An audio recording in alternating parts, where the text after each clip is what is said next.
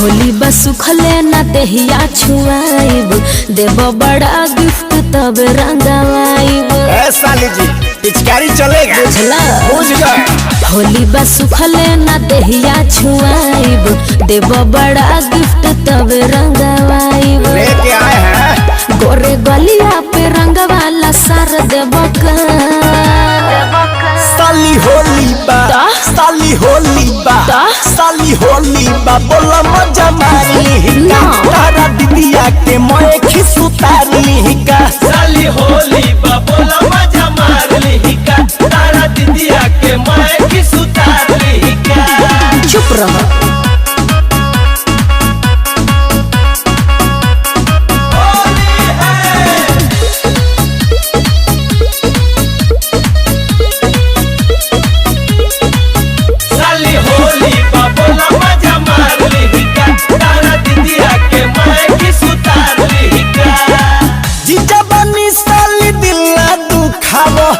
खूबे फायदा उठावो सुनी नाये जीजा जी हम रौवा कोनो बातों में ना आई जले पूरा ना करब इच्छा तले रंग ना घसवाइब। अरे हो जाएगा जी पूरा मेकअप कइल बिगाड़ देब का साली होली हो साली होली हो साली होली हो बोला मजा मारी का तारा दीदिया के मोए खिसु तार दी का साली होली बा बोला मजा मार ली का तारा दीदिया के मोए खिसु तार ली का।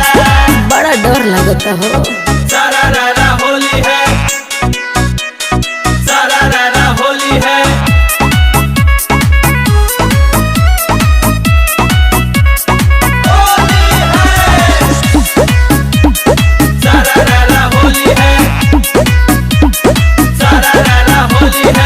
तोहरा से जीजा बानी एजो में छोटा ले ले बड़ा पीछो कारी बड़ा मोटा। अरे सुन तला सुन साली बा भगुआ अच्छा हमर दिल ना दुखावा कहे तोहर दीदिया ना लबवैली तू लगावा के शौक पूरावा जीजा नहीं काला हंगवाला सारा देबका